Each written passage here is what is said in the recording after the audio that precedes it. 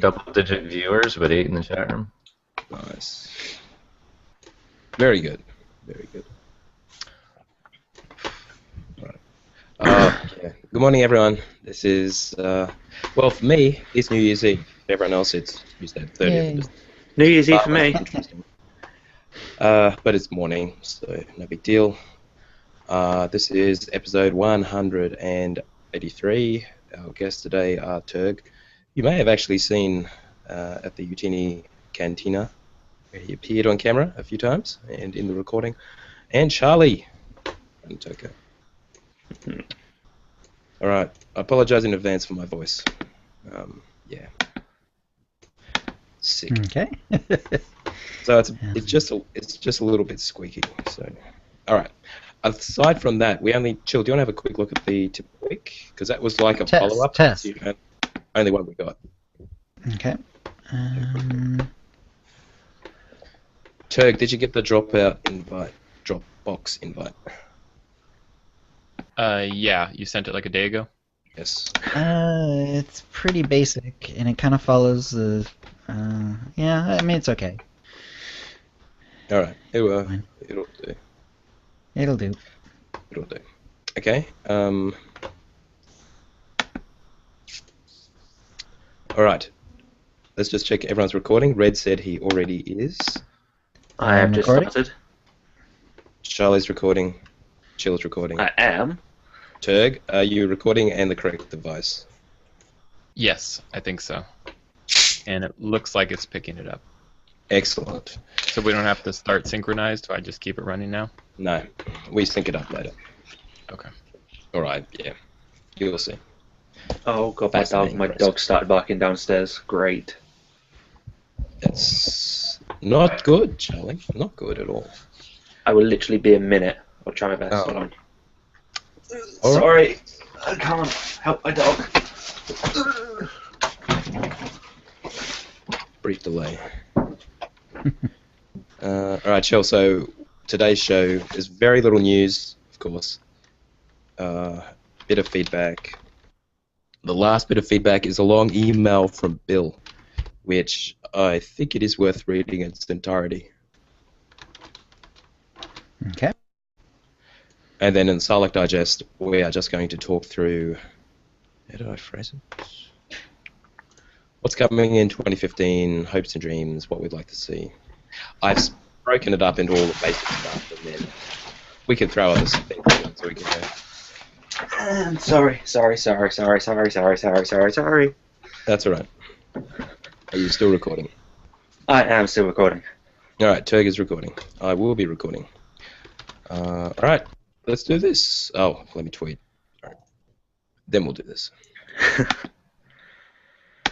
For some reason, my dog likes to have a barking session at this time of night. No idea why. Probably the cats are straying or something. No, she's inside, so she barks at my mum while she sleeps. No idea why. Strange. Okay. Yep. Does she wake up? Sometimes. Right. Just tweet it. Okay. 1 and 5.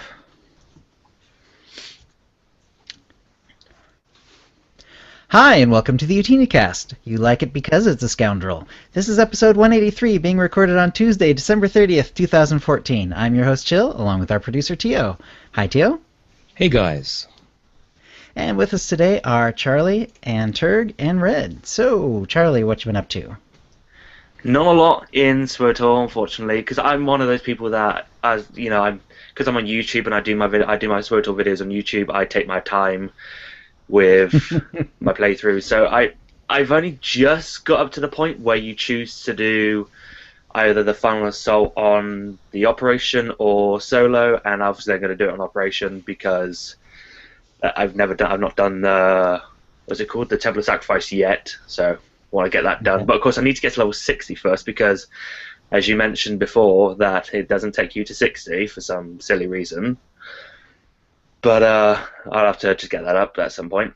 But apart from that, I've been playing this other game, and it's kind of bizarre because I don't really like Galactic Starfighter in SWOTOR.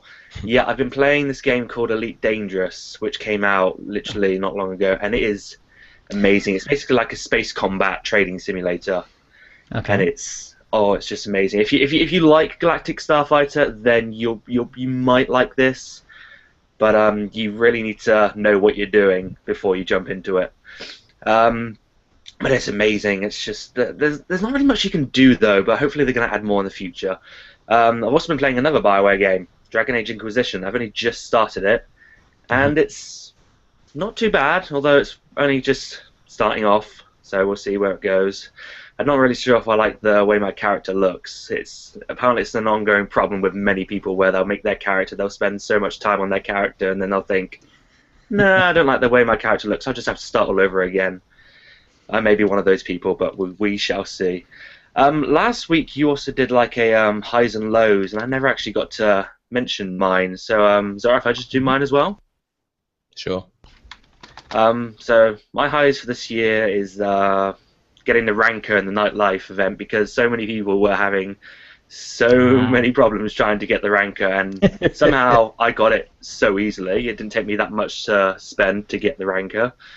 12 times XP was fantastic. I loved 12 times XP. Even though I didn't do too much of it, the only thing I really did was leveling my Imperial Agent and Trooper as I was doing the videos, and I also got through the Jedi Knight completely, apart from McKeb, because I haven't done the Republic side McKeb yet. I want to do that on my Consular first. Okay. But so that was amazing to go through the Night Story, and obviously I did the Night Story in preparation for Revan, and now I can see why I should have done the Night Story in Revan, because of the subtle, I shouldn't really say it, the subtle references, I should say. Charlie, we should yeah. also mention you can actually complete the Temple of Sacrifice, the solo version, before you get the 60. It's good at XP. I still want to do it in Operations, though. As an operation rather than solo? I'd rather do it in Operation rather than solo. Okay. Yeah, rather to begin with, and then on my console I'll do it in solo. My other highlights for this year was pretty much being on this show, because half a year ago, I didn't even know who you guys were really, and then I found out the OotiniCast. You started mentioning about my Hypercrate videos, and suddenly I was on the show every so often. So that was really great. And final thing was making the Hypercrate videos, because I really do have a fun time making them, and especially making the intros as well. Even though they can be very tiring, I really enjoy it, and I'm glad quite a few you guys and a few other people have been a part of it as well. So the lows, the huge length of time between content on SWOTOR, huge length of time. BioWare said they're never going to do it again, but they've done it twice already this year, so we'll see how many times they do it next year. I can guarantee you they'll probably still leave it a long time, because it's BioWare. We know what they're like. Life Day, still disappointing, and Sun Packs have been disappointing as well on the cartel market. Some of them have been okay, but they're starting to get a bit lackluster. They're starting to run out of ideas, I think. But we'll see. We'll see. And that's it. Okay. All right. Turg, how about your week? Well, I've been doing some raiding with you guys, and I picked up a couple pugs, which was rough, but there are some good people out there that are pugging. I ran on 3 of my tanks. In our group, I'm now tanking with Tio, and trying to figure out which tank I want. I probably won't do a Guardian since he's a Guardian, so that leaves the Shadow and the Vanguard. So I've been running with the Shadow in our group. I like the Vanguard as well, so it's nice to run it on both and see which encounters favor which. I noticed in particular there was the last encounter in Ravagers. There's one particular thing that I take a lot of damage on the Shadow and almost none on the Vanguard, and then there's vice versa in other encounters, so it's interesting. So I also tried the Temple of Sacrifice, couldn't make it past the Walkers with our group or with the Pug. I was surprised the Pug even got as far as we did doing it. The tanks and the healers actually did pretty well, not to pat myself on the back, but we made it all the way to the Enrage, and the bosses were only at about 40%. So DPS wasn't really where it needed to be. Right. The nice thing about the gear resets with Pugs is that it gives people a chance to jump in. The downside is that there's a bunch of people in there who have 186 gear, and it's clear that they've never raided before. we had a tank who he didn't understand stay out of the yellow circles. We had him doing blaster, and he kept going in the yellow circles. He kept pointing the thing at the boss. Pretty simple stuff. I gave him some advice. I said, please go try some other raids. There's some operations that are lower level that they can sort of heal through as you make mistakes. It's really brutal for people who've never done this before to just jump in like that. Right. I guess that was it, except for just a tip for people out there who want to do pug raids. You should try and download TeamSpeak 3, Mumble, Vent, and then a new one that I used was called Raid Call. It only takes you about a minute to download it and install it, and there doesn't seem to be a favored one. I've had to use all of them, so it's helpful to have it all. That's about it. Yeah. Awesome. All right, Red, how about your week? Of course, it was Christmas, but because I'm a sorry, pathetic individual, I was gaming all Christmas Eve and Christmas Day. It was a blast. It was a lot of fun. I had a good group in doing Dread Fortress hard mode, which was a lot of fun. And of course the stream was wonderful to be able to do. I actually ended up having a few dozen people in there for each day. I was really surprised how many people showed up. So it was good. Kept me entertained. Friday, then I had guests come in from out of town and didn't play until Monday night. But I did get a Christmas gift from Atohiawas again, and I put in a screenshot because I have a new look, but I have completed my Luke Skywalker look. And I even went to the cosmetic changer and spent some cartel coins in order to make myself look as much like Luke as I possibly could. My Cathar is no more. Instead, I have another human. Okay. But very excited. I've got the right color crystal now and the right sounding lightsaber and the whole black Return of the Jedi outfit with the gloves and everything. My only request is, hey, BioWare, let me turn off the glove on one hand. Is that too much to ask? That would be cool. That's a good idea. Well, they also have, they have the gloves that only show your hands anyway, so they could make a set that has one glove and one free hand. There is a couple of sets that have that, I think. I've seen a couple of sets like that. I think I used to have one. Just one glove showing? Okay. I think I used to have one. But as a surprise to those people that chose to watch me during Christmas Day, I absolutely discovered firsthand how utterly cringeworthy the Star Wars Holiday Special is. I had it picture-in-picture in the lower corner of my screen and streamed the entire thing from start to finish. I'm not kidding. There were moments during that where I was squirming in my seat, like, do we really have to keep watching this? Oh my goodness, it's terrible. I remember. I always thought it was hyped as being bad, but it is bad. Yeah. Yes. It was fairly typical of the variety shows of the time, apparently. But yes, we moved on from that point. Well, I guess there's a reason it's does never it count as canon? Oh. I'm Hopefully gonna not. say, having seen it now, there's nothing in it that would conflict with what we've got, but there's nothing of value from it, other than the fact that it was the first time you saw Boba Fett in his own little animated short. And that was definitely the best part of the whole thing. It's also the only visual thing on Kashyyyk, isn't it? The only movie or whatever on Kashyyyk. Yeah, it is well, no, because what was it? Episode 3 or 2 has the Clone War battle on Kashyyyk, Racy, right. Chewie But for this the was, first time. 30 years earlier. Right.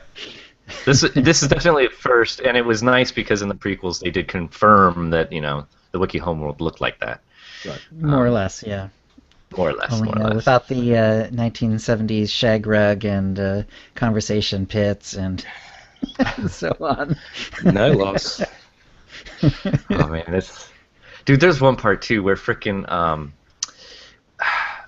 Itchy, Chewie's grandfather, falls asleep and straight up has a dirty dream, and you watch him having this dirty dream. It is really, really disturbing. Oh yeah. Yes. It's Oh yeah. really I remember wrong. that. It's a good thing. You probably blocked it from your poor child's mind. That's for sure. Yeah. So anyway, I just wanted... Oh, I did actually get into Temple of Sacrifice. Had a lot of fun. Did not take the second boss down. Totally brand new group. None of us had been in there together. None of us had ever played together.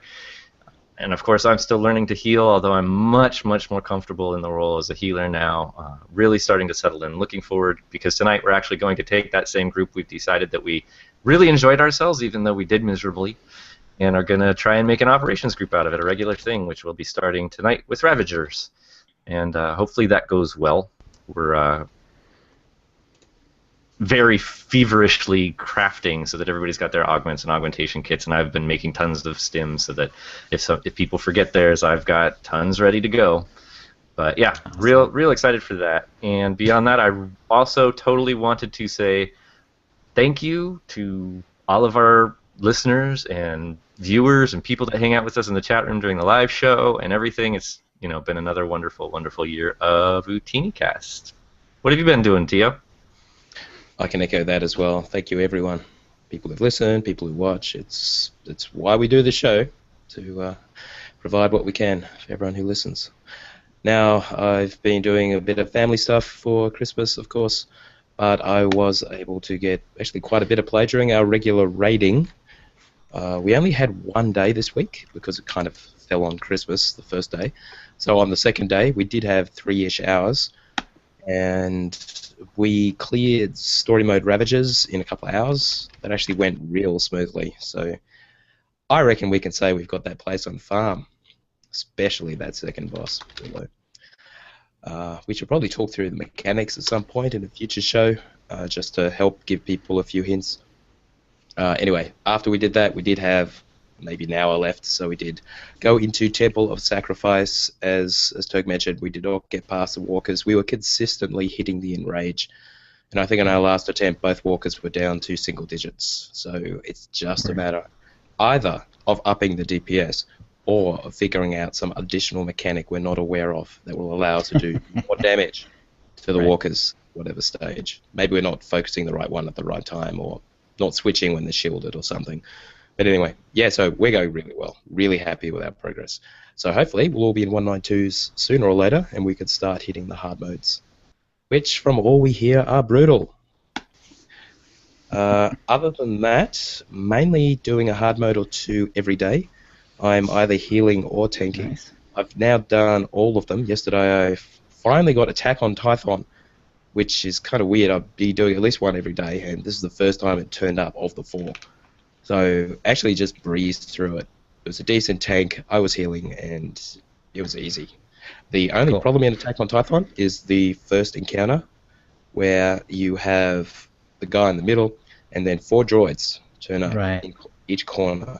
The trick there is you need your entire group, including the tank, to be standing on one droid, so that when he then does his barrage, which appears as like a big orange circle on the ground, it breaks the shield. The DPS can then take down the ads. You got to do that. If you don't do that, you wipe. Now, I've heard it kind of can be bugged, particularly on the pub side, but that's the way it's supposed to work, and if everyone's doing everything right, at least on the imp side, it worked just fine.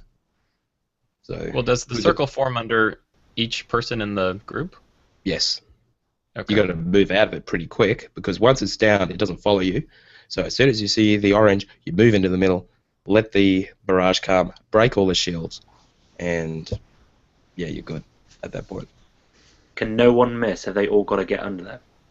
Every single person has got to be on a droid. If you screw it up, you're probably going to wipe, which is what usually happens. It's a kind of brutal first encounter for a flashpoint, but yeah, it can be done. They don't call it hard mode for nothing. So the advice I was getting from the pug groups, one of which was all the DPS run down the stairs around the corner, is probably bad advice then. We never made it through, if that's any surprise. Yeah. Did the shield drop by itself off those droids, or they just kept on shooting at everyone? No, they just killed everybody, and I couldn't keep everybody alive. They said that you take too much damage from those red circles, so the key is to just run the red circles away from the boss. That's what they thought would work. Yeah, it's strange. As long as you're in the corners, there's a nice clear area in the middle where the boss is, where no one gets hit. So it's easy once you follow the mechanics. Anyway, that's pretty much my week. I'm thinking of leveling my Commando next because I'm interested in trying Commando healing because apparently it's overpowered. I'm just curious. I've never healed on the Commando before.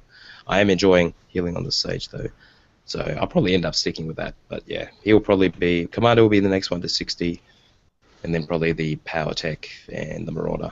Still quite a few to go, unfortunately. Anyway, that's my week. How about you, Shell? All right. Well, first a shout out to the chat room. Alleycat is here, Berryman, Ben_B55, Ferris Terran, Giant Gina, Kranatoko is here, Lido, Nepthan, and Turg is here as well, and Rye Raider. And thanks especially to Ferris Terran, who did mention one other lasting thing from the holiday special, which is Life Day, which we're currently experiencing in SWTOR as well.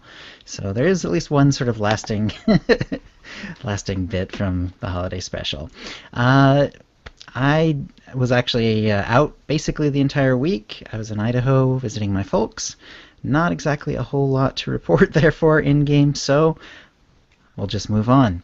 And we'll go to the tip of the week. Just have one quick tip from Holmes, MF Doom of the Jedi Covenant. This is a tip follow-up to the going to the Stronghold, Guild Stronghold, or Guild Flagship tip in response to a question asked during the live feed. When you're going to the Stronghold or the Flagship from a taxi, if you return to the planet, then you will end up at the taxi point that you started at and not on a taxi or at the destination. Which makes sense, because if you've ever done joined like a war zone or anything else and then gone back while you're on a taxi, then you'll find out that you return to the starting point. So the same rules apply to the Stronghold, Guild Stronghold, and Guild Flagship transit. So since that was the only tip of the week, congratulations to Holmes, who will be getting a Tonfon code courtesy of BioWare and an OotiniCast provided Cartel Market Pack from the latest shipment. If you'd like a chance to win the same, please send your tips to OotiniCast@gmail.com by next Wednesday. And I believe next Wednesday is in fact the recording time. We're going back to standard times after this. Okay, yeah. Great. So yes, we'll OotiniCast@gmail.com by next Wednesday, and that will bring us to the holo feed. Teal? Okay. Well, firstly, just a production note. We haven't been shouting out to the Twitch chat room, and we will probably try to start doing that next week because we're all using the chat on OotiniCast.com/live, which is an IRC thing. It is not the Twitch chat, so we can't see your Twitch chat. Only Red can. Unless we open that as well, and we haven't been. So next week we'll get those names as well, and maybe try and look at both chats, which would be crazy. We should probably decide on a single chat, but anyway. So that's. But that. I do see all 16 of you right now. Okay. So we're not ignoring you deliberately. We just are, sort of. Anyway, in the news this week, as you can probably imagine, there is pretty much nothing because BioWare is on holiday. So we do have a couple of things we're going to cover. Firstly, the 12 days of SWTOR that we mentioned last week. There were going to be cartel market specials every day, and as we kind of anticipated, and as was alluded to on social media, it is simply a currently embargoed cartel pack. They bring back the pack itself and the associated, or a couple of packs, and the associated hypercrate for them at a not really discounted price. Yeah, I was really disappointed that there wasn't anything that was more than like 25% off. I wanted to see some 50 or 75% off in there. Exactly. So it's pretty much over now. So they pretty much went through all of the packs, and now. I'm more surprised anybody was surprised. If you we've had some crazy sales. There's been the 90% off sales. I'm waiting for those to come back. That'd be nice. What's the next event where we could have a sale? We're not talking about Black Friday or something next year. Yeah. Maybe if they bring back the nightlife event. Yeah, which we'll talk about later. All right. Next, the only bit of actual news is in Galactic Conquest this week. The event, when you look at the description, it says the Rackle Plague has broken out on Corellia and must be contained once again. And so the obvious question is, this week of Conquest is happening in conjunction with the Rackle event, but not so much.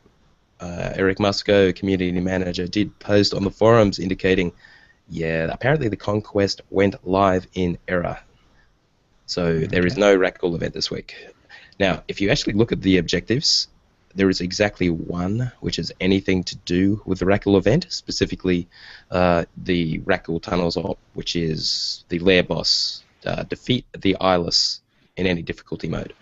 That's it. It's not repeatable. So you're missing out on 1,000 or 2,000 or whatever Conquest points per legacy. So not so bad, but yeah, that was kind of weird. They really should have integrated that a little bit better. And Well, haven't they? They've had Conquest before where there was an event. Yeah, the Bounty Hunter, or they gave the warning, but then I guess they were able to cut it out in advance. But never happened. Yep. I mean, who All right. cares? It's no big deal because it doesn't actually stop Conquest being done. With such a small, tiny contribution to the overall total. Whatever.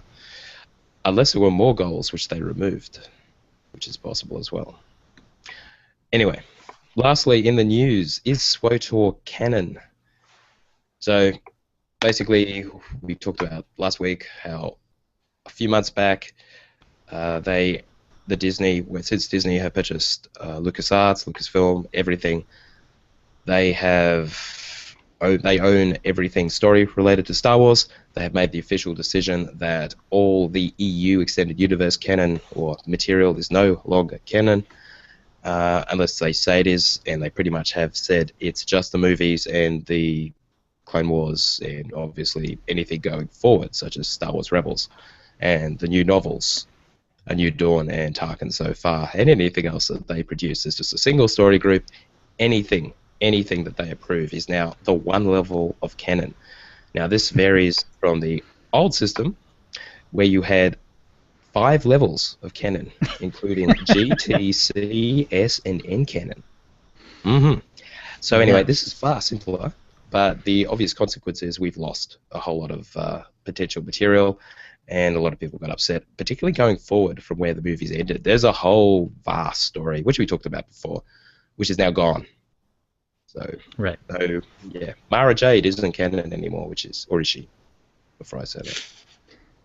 So do those No. people still exist? Does Thrawn still exist? No. Is just that story is not canon? They are welcome or able to use any of that material, bring in those characters Exactly. going forward, but officially, any of the stories that happened just didn't happen. So Right, Yeah. they call them They're legends, legends. Yeah. they are legends. And you've already seen, actually, Clone Wars did it originally, and with the Star Wars Rebels television series, Dave Filoni has been pretty active about actually drawing from some of the Legends material, so certain races and concepts that were expanded upon within the extended universe, which is now Legends, has been canonized. So maybe Thrawn will be canonized in the future, but nothing's canon until it's referenced in current works. Yes. Right. And that obviously has led to the question about what about SWOTOR? They pre-existed. They are not in the officially acknowledged set of material, which is canon. So where is it? So, and they are producing new material. I mean, with Shadow of Revan, the latest expansion, this has all happened afterwards, clearly. So the story is moving forward, but it has not been officially approved. So anyway, Gamefront website has posed the question to Bruce McLean, senior producer, and executive producer Jeff Hickman at that EA Redwood Shores event that happened a few weeks back, where various members of the community attended and they kind of officially launched Shadow of Revan, at least as far as the press goes. And they asked him, so what gives with the canon thing?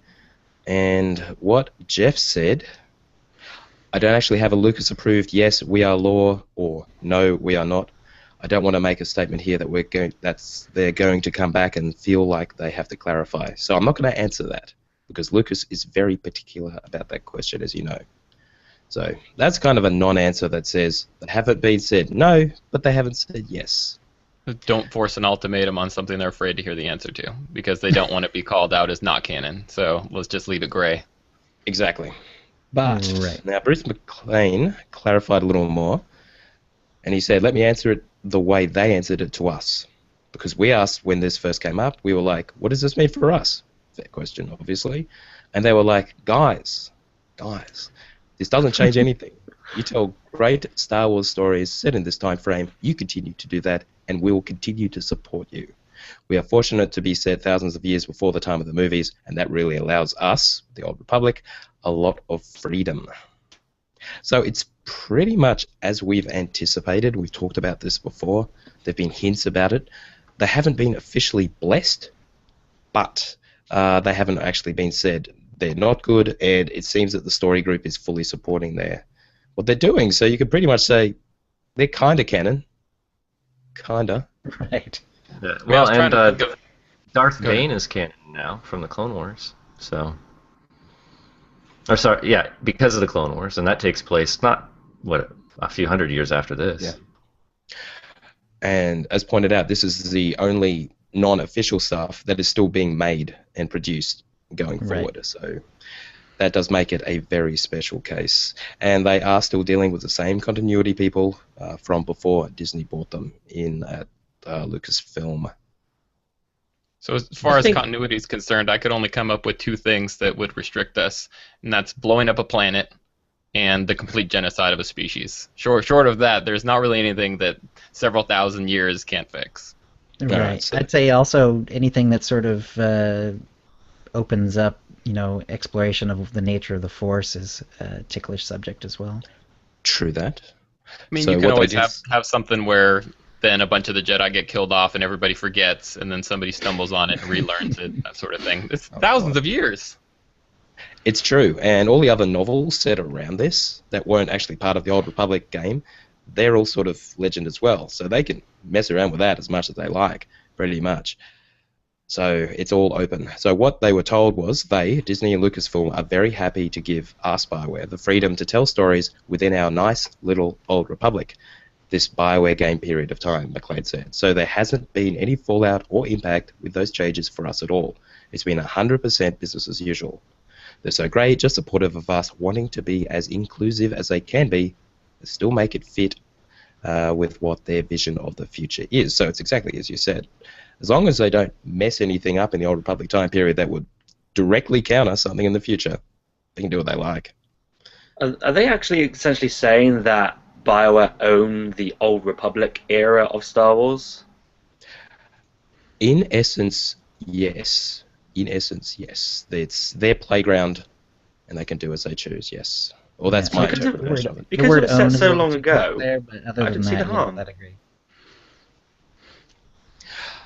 If they wanted to tell stories in that time period, then there would be a problem. But clearly, they are aiming this forward, or within the movie era, and going forward from there. So they don't care. They're not going to tell stories back here. So why not? So potentially, if SWTOR got super popular and they wanted to capitalize on it, then we could run into a problem. Maybe. Or maybe not. We'll see. Once And it it- makes enough money, possibly. They'll probably think, we're actually making a lot of money from this. Maybe we will canonize it and probably try and get people to play SWTOR so that we can get more money.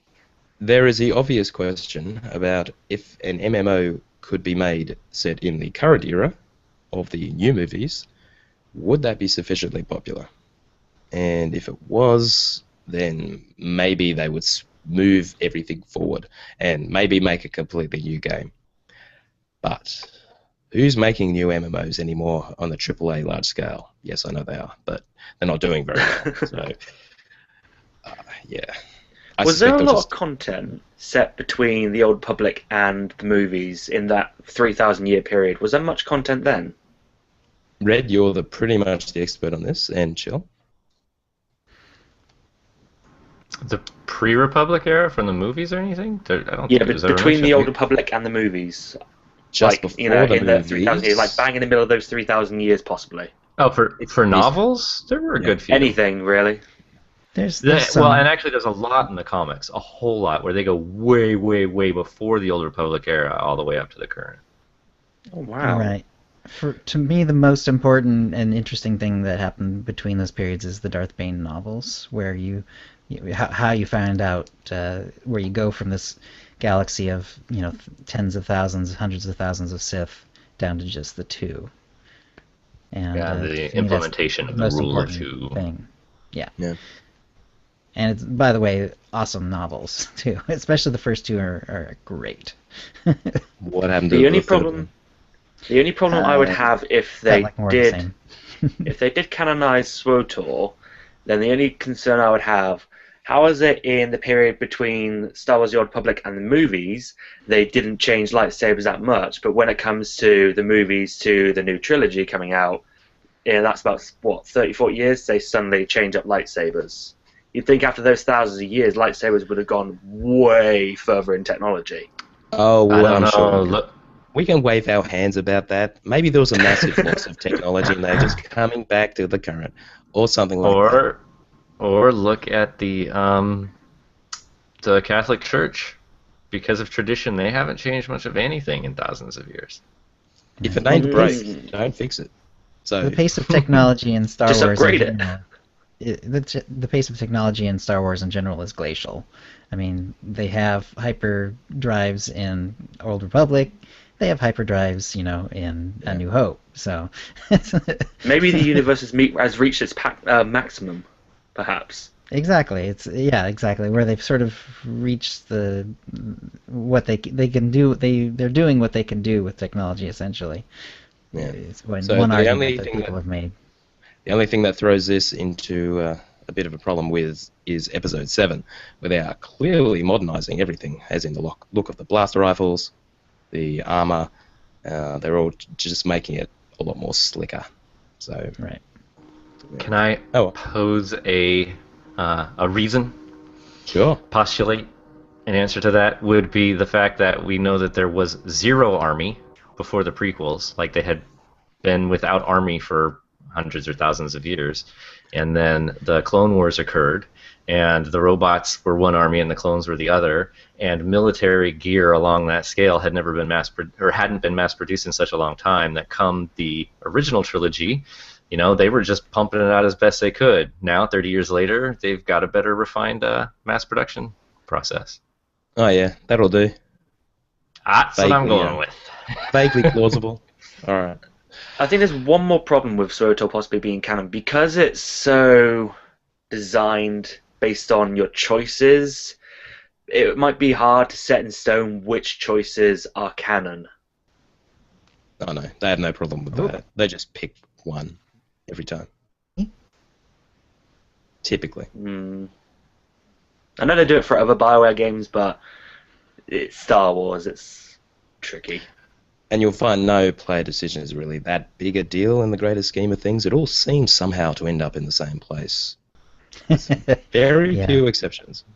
There's a lot If of any. magicians' choices. Going Yeah, on. exactly. What about Treek? What about Trig? Well, there was that whole debate about, Treek is in the Old Republic universe, That's but fine. they haven't even found a home planet yet. So perhaps fully some explained. parts. In Trig's story. It's fully explained. Yeah. Okay. Yeah, and the planet has been explored. It's just a nature Yeah. preserve. No. Yeah, that's no problem. They took care of that. It wasn't very hard, as it turned out. All right, just in the rest of the news, we'll just cover a bit of stuff from the community. We have Dorji Vedra on the official forums has put together what he's calling the SWOTOR open source community spreadsheet collection. I will link to it. It is a post on the official forums. You can also find it on SWOTORnetwork.com and on Reddit, the SWOTOR subreddit, of course. And it's just some useful stuff. For example, companion likes, gift list, defection power level guide, crew skills, efficiency bonuses, all kinds of stuff you've seen before, but in spreadsheet form, and just a single collection. So there may be something there of use, and if you have spreadsheets of your own that you think would be useful for the community, by all means, add them in. Cool. Yep. Also, on tourcommunity.com, as we mentioned previously, they are continuing to add to their tools. These are the guys who are run by the same people as Tor Pars. They have a character builder, which is kind of rough and ready at the moment, but maybe it will be elaborated on over time. It's similar to the character builder on torhead.com, though the torhead.com one is actually a lot better. The problem with Torhead is they have not upgraded to level 60. They're still stuck at the same equipment that we got up to level 55, and there's no indication Torhead will be upgraded. So I should chase that down and find out what's happening. So torcommunity.com, they have a character builder, so you may or may not get some use out of it. I've got a few ideas for some little tools to build that we'll put on OotiniCast.com. If you ever come across your own tools, please let us know as well, and we will be sure to point it to them. Anyway, that's the news. Back to you, Chill. All right, well, that'll bring us to the force feedback. We'll read out your tweets and emails. And chat room, if you have any questions to ask, we'll be gathering them now to ask once we're done with the feedback. And first of all, thanks to Unholy Alliance for their post, in which they pointed out positive members of the SWTOR community and gave us a nice mention. And there's a link. I'll include that in the show post. All right.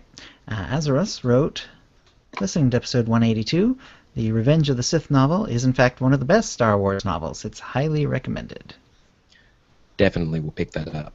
And if you happen to be buying it, go to OotiniCast.com/Amazon and make your purchase that way. Give us Sounds a little like bit fun. from that. But yeah, I've got to read this myself. I've heard so many good things about it. We talked about it last couple of weeks. Yeah, I'll have to check that one out. I did finish the Tarkin novel, and it's not bad, but not one of my favorites. I mean, I'll leave it to other people to decide if they want to read it or not. Basically, I found it to be sort of what I expected and not a lot more. I guess I was hoping for more. What about the quality of the writing, the storytelling, etc.? Fine. You know, it was good. It was well written in the sense that I could, you know, it was an easy read. It's very quick to read, but it's just the subject matter didn't entertain me as much as I thought it would. So. Yeah. This is presumably prequel stuff, as in the story of Tarkin before A New Hope? Yes. Yeah. This is, well, yes. It's Well, it sort has to of be, I guess. it's basically his sort of rise within the ranks, that sort of thing. Okay. Yeah.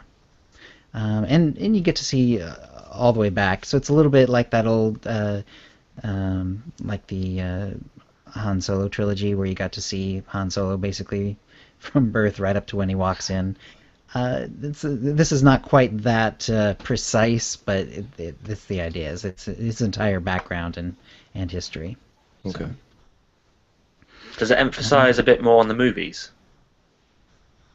Well, there's a lot of hints as to how he, you know, there's references to things that happen in the movies, and there's, you know, hints on how he comes to the decisions he does, stuff like that. I mean, in that it does an okay job, but it's just I don't know what I was expecting, but I don't know. It just kind of left me a little cold. Maybe it's because, you know, instead of following like Han Solo, where you're seeing how he became what he is, you're following basically a bad guy who's also, you know, by and large an administrator also. So it's a very different experience from, say, the Han Solo trilogy. So anyway. All right. Cal wrote, reading Revan is really making me want to finish the Jedi Knight storyline. Yeah, you certainly should. And Absolutely. you also should have Lord Scourge out when you do the Jedi Prisoner series, where you rescue whoever you rescue as part of that, because I really would like to do that again. I'm going to level up Jedi just for that. Okay. So just I for love that. to hear what Scourge says to Revan when they actually talk, Right. given That's cool. what happened in the novel. Okay. Dark wrote, came across this guy when leveling a new bounty hunter. A nice little touch that BioWare has included. It's been in since launch. Let's see, what is he referring to here? The NPC, Jen Vizsla, presumably some relative of Shay Vizsla from the Blood Hunt. Nice. Okay. Flashpoint. Cool. Let's see. Menzalatic wrote, I suppose I'm wondering now why this planet didn't make it in the game, but some others did, referring to Ziost. So Ziost was referenced in the Theron Shan novel. That was Annihilation, I believe. But it has not appeared in SWTOR itself. So it's just an Imperial planet. Apparently, it was a capital of the Sith Empire at one point after they left Korriban. But obviously, they eventually moved back to Korriban when the Empire was reformed. There's no reason they won't appear. I suspect it's probably on their list for ones to bring in. There's plenty of planets out there, and that is an obvious candidate. Right. And and also they do mention that it used to have trees once upon a time, but they all died, and the planet became a lot very similar to Korriban. So it might be tricky to sort of make it visually distinct and interesting enough to bother bringing it in.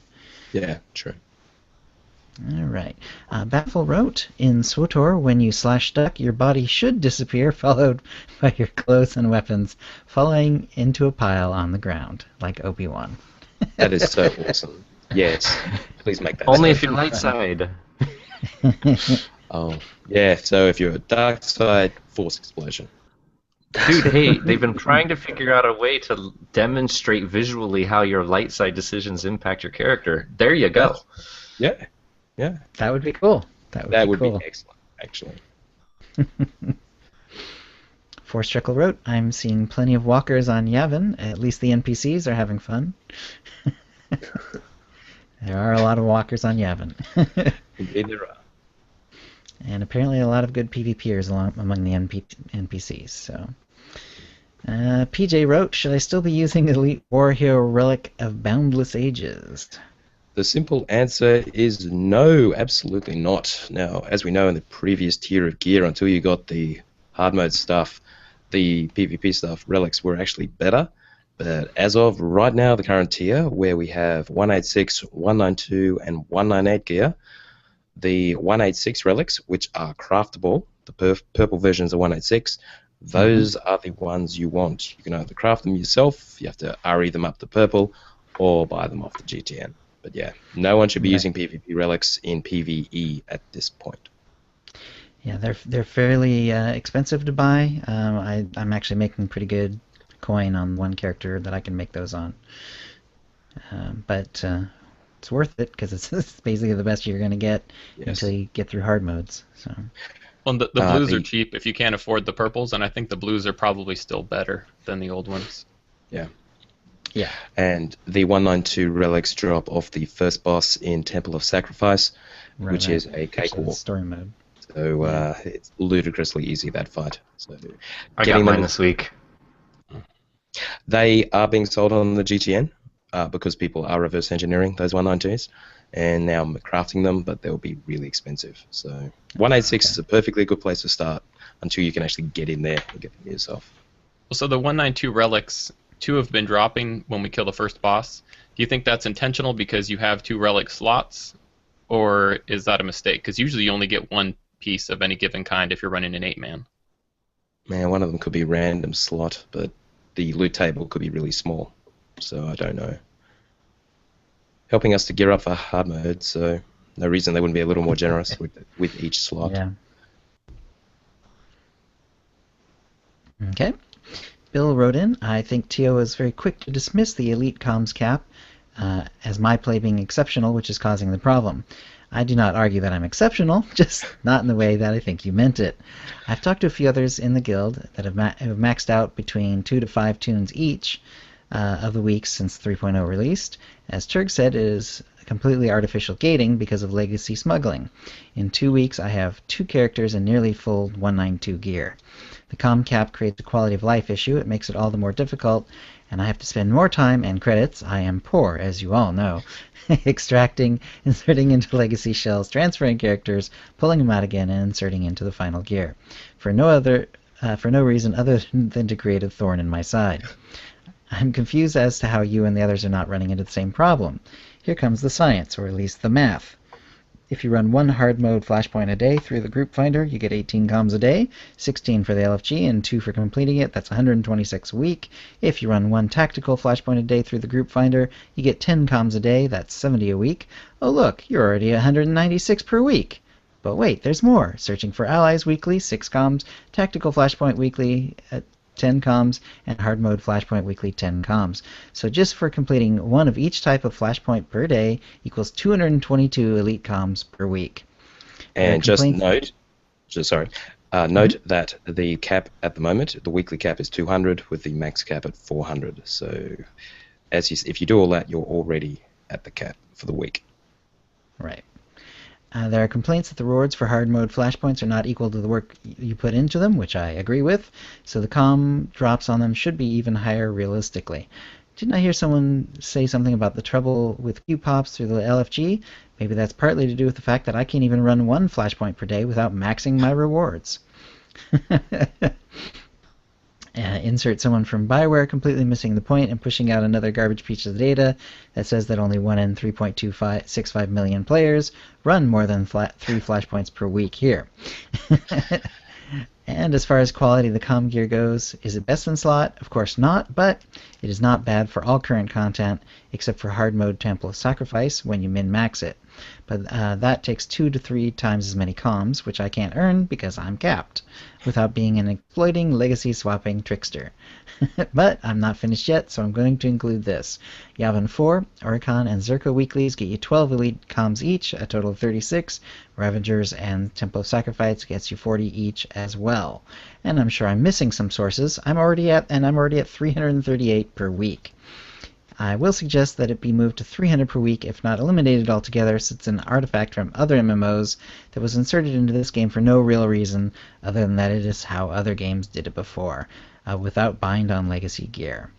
Right. So without the bind on legacy gear, this actually would be effective at slowing the progress, maybe even encouraging you not to play so much, because maybe that's a tad unhealthy, maybe. But obviously the other, and probably more accurate reason, is they don't want you to use up the content too quickly. Right. But Well, I would think, frankly, if they've added additional new quests and looking for group quests and things like that that are providing you with more than they used to provide you with, then they should raise the cap accordingly. I mean, the problem I'm having right now is I just don't want the elite comm gear. The armorings, I want things that have a set bonus on it, which is even more important now because they have more pieces that have set bonuses. So I want all my armorings to come from ops. The 186 craftables for enhancements, you actually get a better stat distribution unless you're going endurance heavy, which I probably won't. So I want my enhancements from crafting. I want my armorings from doing the ops. So the only thing I'd be getting is mods, and you get the mods from the op gear along with the armoring. So I'm not really bothering. All right. Yeah, but I have 266 companions, not including Treek or HK51, that I need to gear up, man. I probably should gear up my companions. I realized that all my companions were still in their original gear until I got to the new content. So on Rishi, as I was going through, I just picked whatever companion had the same gear that I was using and just leveled their gear up through that. Yep, that's all good. All right. Of course, all you actually need is Binder Legacy gear, one set for Treek, and you're golden. Yeah, I like companions. Or as Neptune so eloquently puts it, min-max and comm gear don't go together. Yeah, that's pretty true. Yeah, it is. And it often has been in SWTOR. So, all right. And Red, I will say the one thing I did notice was for the tank gear for power techs and vanguards, there wasn't a single alacrity on the entire. Oh, I don't know. I think I was looking at the ultimate comm gear. So it was almost like they were giving them a proper stat. Maybe not the proper stat distribution, but at least it was stat. From memory, all the for the shadow tank that had surge, I think, on it instead of something that was useful. with a couple of exceptions, certainly the gear stat distribution for tanks is excellent. And the relic What I've seen. that gives you primary stat instead of a defensive stat. Or actually, it's supposed to be an absorption shield. Yeah, So I guess BioWare doesn't do any tanking. it's mostly okay. Anyway, gonna defend them. And Red, were there any questions from the chat room before we head out? No questions. Okay. No. All right, that'll bring us to the Sarlacc Digest, where we go over the issues for 1,000 years, or until we run out of time. And we're going to go over what's coming in 2015 and what we'd like to see. Tio? All right, before I start, this is just an audio thing for later. AskMrRobot.com. Ask Mr. Robot. I have to cut that in and copy it later. It'll become obvious in the final MP3. Anyway, all right, so what we're going to talk about this week is next year and our hopes and our dreams and our everything else for what we'd like to see. Now, I just want to emphasize at this point that next year, as far as content goes, is a complete blank. The last thing they actually told us about was Shadow of Revan. It's here. If you go play through the story, including that final encounter, if you do it solo in the Temple of Sacrifice with Revan, you'll find out what happens next, which we won't spoil, but it certainly gives you a hint as to where the story is going. With their emphasis on cinematic storytelling and using whatever elements of the game sort of fit into that, or they can utilize, such as they seem to be using mainly tactical flashpoints, we can expect probably quite a few of those going throughout the year. But really, as far as the story goes, besides that hint at the end of the story, the current story, we really have no idea. So what we're going to do is just talk through the various aspects of the game, and we asked the community for their suggestions, and a lot of people have responded, so we'll go through that as well. So thank you, everyone. There's some great ideas out there. So let me start with just a prediction from Simon from the Flashpoint podcast. He says, I predict SWTOR will get personal strongholds in 2014. Well done. Well done. Anyway, something I would personally like, just a little quality of life thing before we leap into everything, was to be able to fleet travel or otherwise quick travel from the default entry point to the fleet or from any starport generally. When the stronghold stuff gets confused, you can, like you were in your strongholds, you go into a flashpoint or something, you can end up where you shuttle in on the fleet. And you can't travel from there. You've actually got to go up the elevator and up. And that is really, really annoying. And also other places where you're in starports and whatever. How about we actually get rid of that and just let us be able to quick travel or travel to our strongholds from anywhere? It would be fantastic. Can I just say as well that this year has sort of been the year of like housing, to be honest, because WildStar obviously launched with housing, WoW got their housing as well, SWTOR got their housing as well, all in the same year. So it was kind of just the year of housing, really. So it's a good prediction. Except he didn't predict it early, he predicted it now. But still. Yeah, you're right but plenty of other games had housing prior to this. It just seems that everyone jumped on the housing bandwagon just to sort of tick that box. All within a few months as well of each other. Yep. All right, so we already talked about the story and the cinematic storytelling. It's interesting that because of where the story went, the Republic and the Empire will pretty much certainly have a common foe. So the whole war of Empire versus Republic, while that is ongoing, at least for now, we have a common enemy again, who's not Revan, by the way. So that's a little disappointing, but why not? It makes it easier, obviously, for their design of everything. They can just give us the same story in both factions, which may or may not be a good thing. Any thoughts on the story, or shall we just leave it there? I haven't completed it yet. I'm too slow. I enjoyed it. It's hard to say anything about it without spoiling, so I hate to say anything else. Just that I've enjoyed it. So sometime in the next few weeks, I think we will do our third spoiler cast, talking about all of the story content in Shadow of Revan, and also comparing our predictions in our second spoiler cast, where what we thought would happen. We'll see how we went, talk through it all, yeah, and then predict what will happen next, if we haven't already found out by then, which we probably won't have. Alright, playable species. So far in SWOTOR, 3 years on, we have only had one addition to the game, which is the Cathar. They have told us pretty much explicitly, multiple times now, the new playable species will be Togruta, which is Ashara's race. But we have no hint as to when that will be. We had from Macadius, he said would like to see Nautilans as a playable race. That was my preference instead of Togruta. Yeah. Togruta I could live without. Nautilans would be good. Any other predictions or thoughts? I think Ahsoka's so many races is going to please a lot of people. Say that again, right?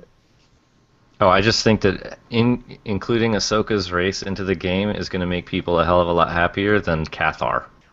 So I think it'll be very good. Okay. But, yeah, I mean, I can't remember what I said when we were talking about species before. They built up to the Cathar. Everybody was so excited, and then when it arrived, everyone was just like, we don't want it now. It was sort of bizarre how they treated it. I hardly ever see one in game. In my little bubble, I was completely uninterested, and nobody I knew wanted it. I wanted it. I'm glad I got it. I bought it solely so they would add new species in the future. That's what they said was, if you buy it, then we'll make more. You should have bought 2, Turk. Same. Maybe. Anyway. All right. Next year, 2015, will we see another level cap increase, given we have had 2 in the last 3 years? They did say they wanted to do expansions more frequent now. So, possibly, if they want to try and get another expansion out at the end of next year.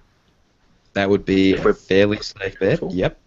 Right. Yeah, I know, Teo, you've been a big proponent of the getting an expansion out around the time of Episode 7, which would make sense. And if they're going to do that, they probably will go up another 5 levels. Yeah.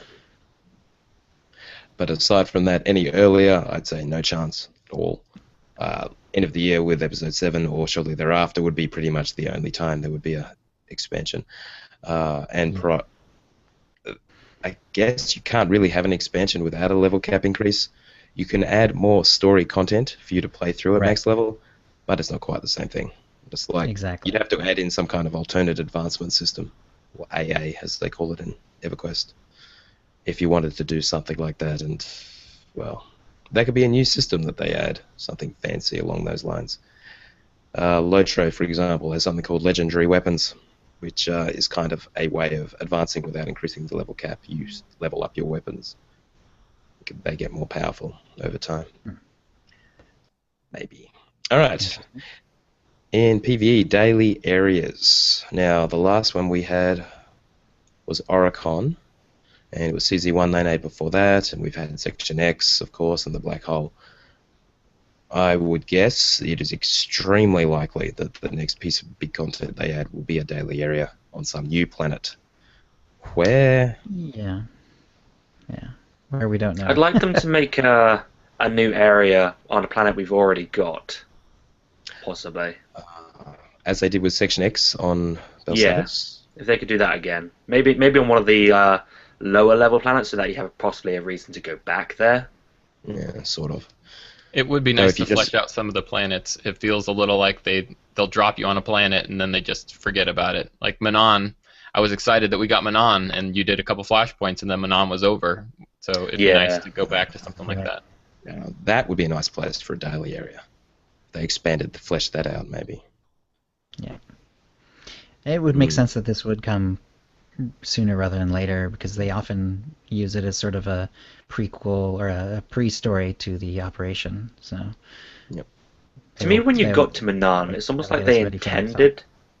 It's almost like they intended to make Manon a daily area because they got that huge open space and there's just nothing there. Yeah, maybe so. Maybe If they they ran out of do time. Or, add daily content, I hope that they change the vendor because the vendor has garbage. I hate it. The gear is terrible. I have tons of those things from running through the Prelude, and I don't want to spend it on anything. I guess I could get the submarine, but that's the only thing that's even worth considering. right. Which is exactly what I used mine on. Yeah. And I haven't been back in there since. Yeah. If I get enough, that'll be what I get as well. Yeah. You want something completely new, some new currency, new gear, new decos, new vehicles, new whatever. And speaking of new stuff, what about new flashpoints? The easy one is hard mode versions of Blood Hunt and Battle of Rishi, which Right. yeah, could do some nice stuff with that, and probably they've already fleshed out how that's going to work. So the question is when that's going to happen. Game update 3.1, 3.2, who knows? And aside from that, hopefully, and because they're using tacticals as their vehicle for storytelling, no doubt there'll be new tacticals, which will help tell whatever the story is going forward. So I suspect Blood Hunt and Battle of Rishi hard modes sooner rather than later, since they're done, and they just have to add the hard mode mechanics. But beyond that, it just depends on where the story goes. If they add another daily area, they could do exactly what they did with CZ198, where they added 2 tacticals there. Yeah. I'd expect to see, something along those lines. Or leading into our next topic, I'd expect to see some new tacticals to drive the story into the next operations. The next operation. So presumably we will get nightmare modes for the Ravagers and the Temple of Sacrifice. Right. If it's anything like what they've done previously, it'll take them a few months to do one and then the other, rather than doing them both simultaneously. I wouldn't be surprised if we saw Ravagers Nightmare Mode in 3.1. Would they delay until 3.2 for Temple of Sacrifice? Maybe they'll get that in between somewhere. They did say they didn't want to do delays like they did last time, so hopefully they might try and get it in sooner. The last delay was 14 months. So doing better than that means, and if they have an expansion plan for the end of the year, about halfway through. So 6 months later, you'll get a new couple of operations, or just one. Or something like that. Maybe after 4 months, and then another one after 4 months. Would probably be smarter, actually. But that all depends where they're going with this. They could, of course, always do a story off to the side, completely unrelated to the main story, like CZ198 effectively was. Right. There's also the child that we don't want to admit exists, but they could do a hard mode KDY. Yeah, it is Interesting. there. It's an existing tactical. That's the whole level neutral thing maybe makes it more complicated in some way, but you're right. You're right. The assets are there, so why not? Why not turn it into a hard mode? All right.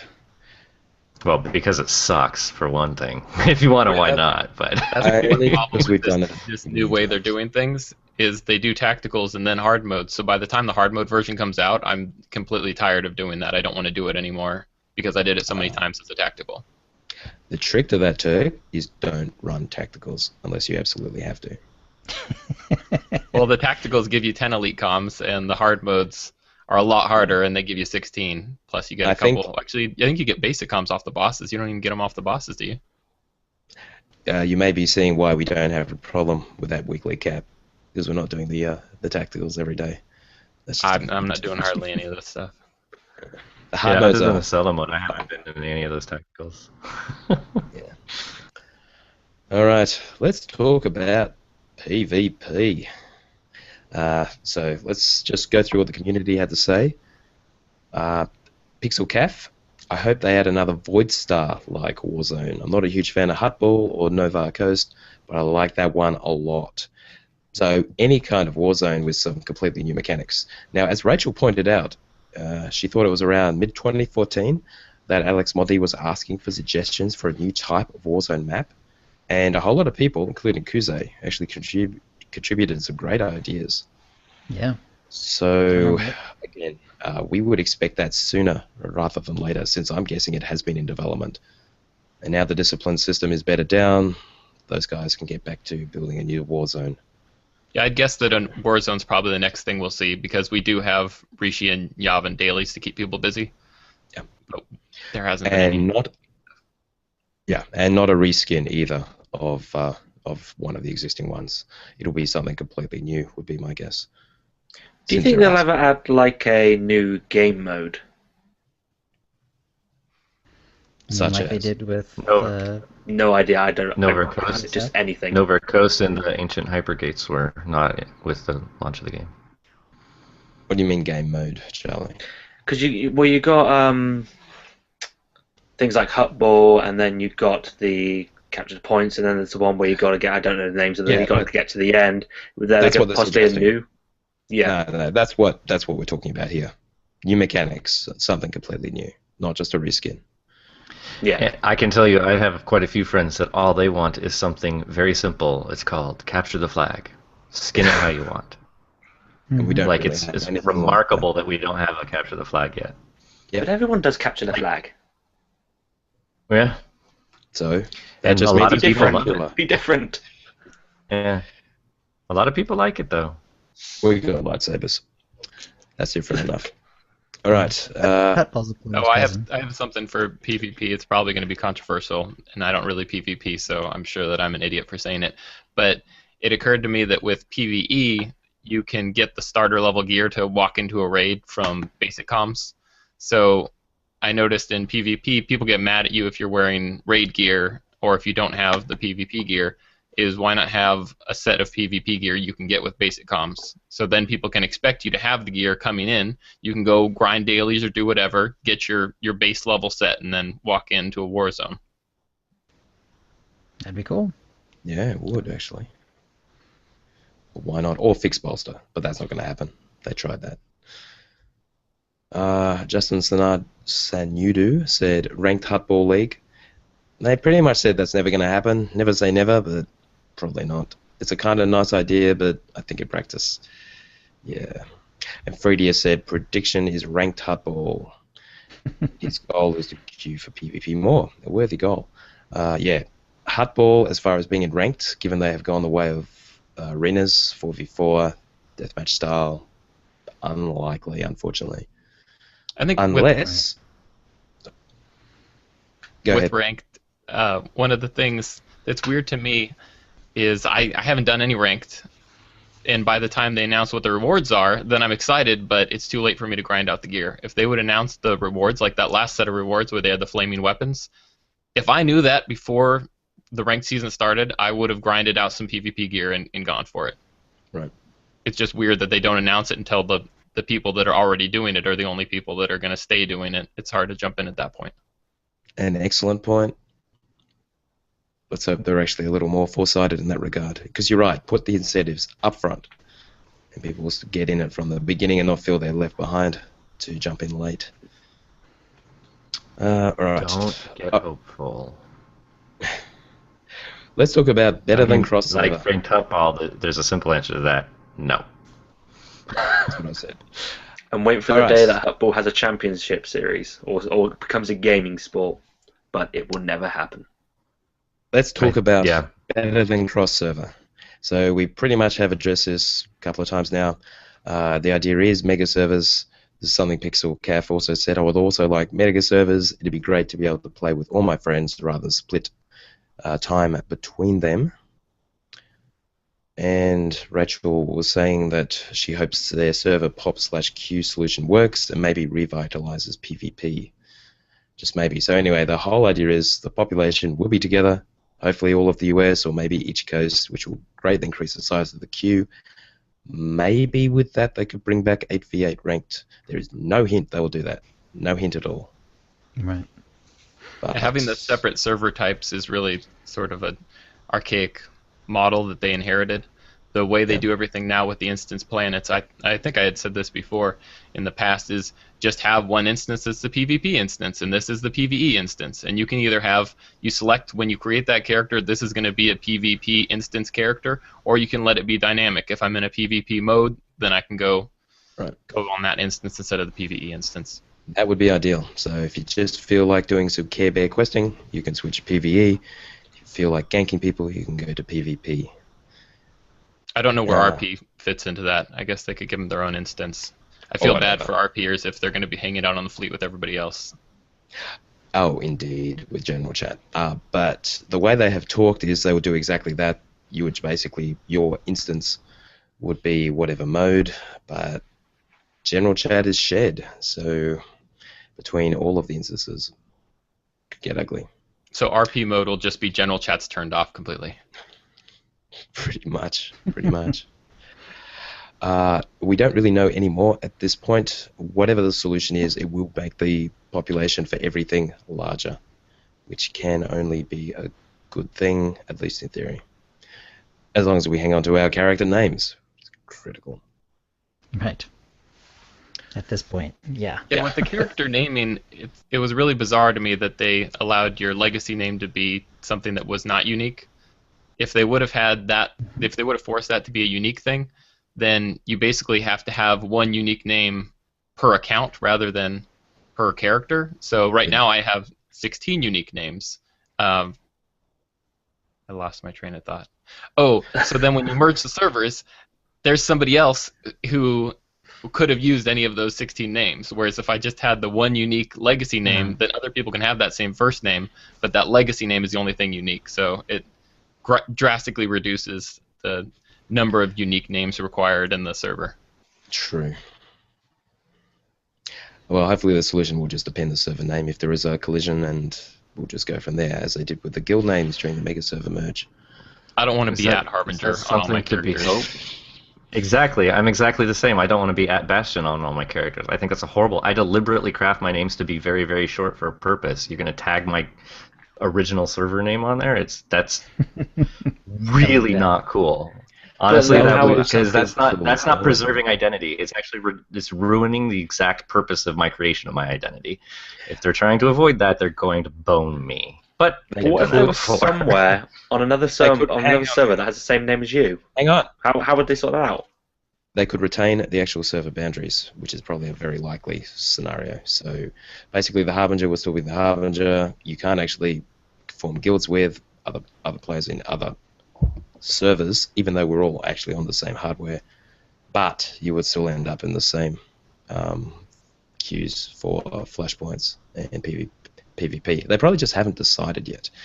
If that's the case, it's a little disappointing because, especially when it comes to the group finder with the raid finder, people don't want to do 16s, so everybody's forming their own 8s, and increasing the population as a whole, so you guys can see each other, would be nice because on off times it's hard to get a group together.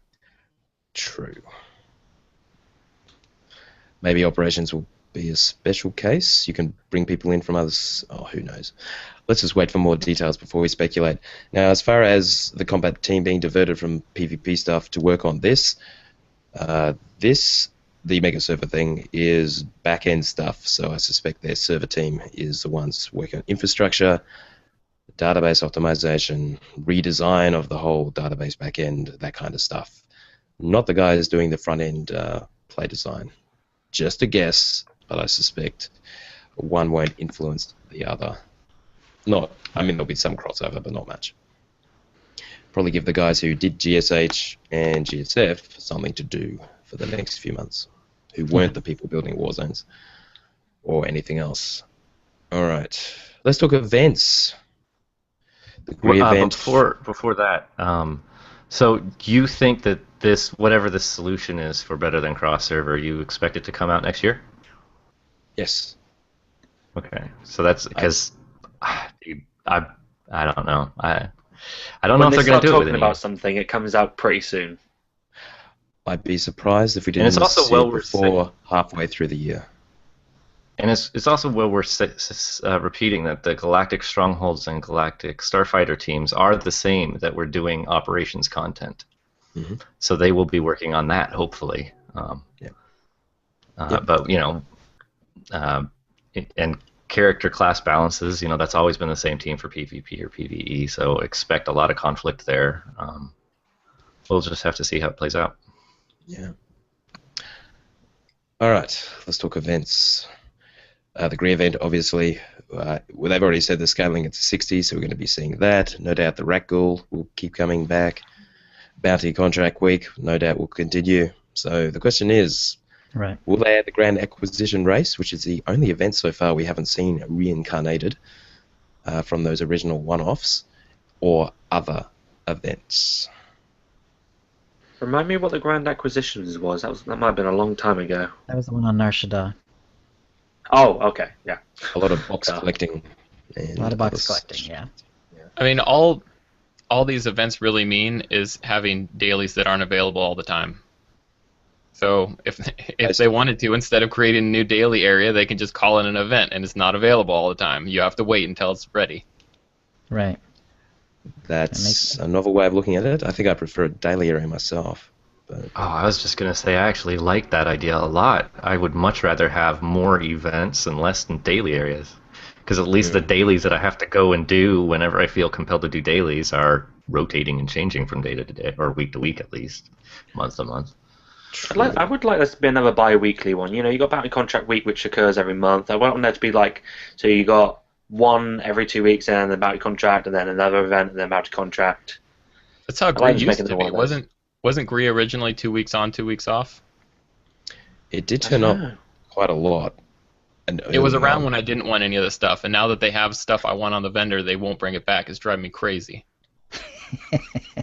They're working on it, they've told us. So, all right. So X King said, "All I dream for is the Rakul pandemic and the acquisitions race to make a return." So obviously the pandemic sort of has, as we know, acquisitions race. I thought they said at one point that they pretty much weren't going to do that one, but you never know.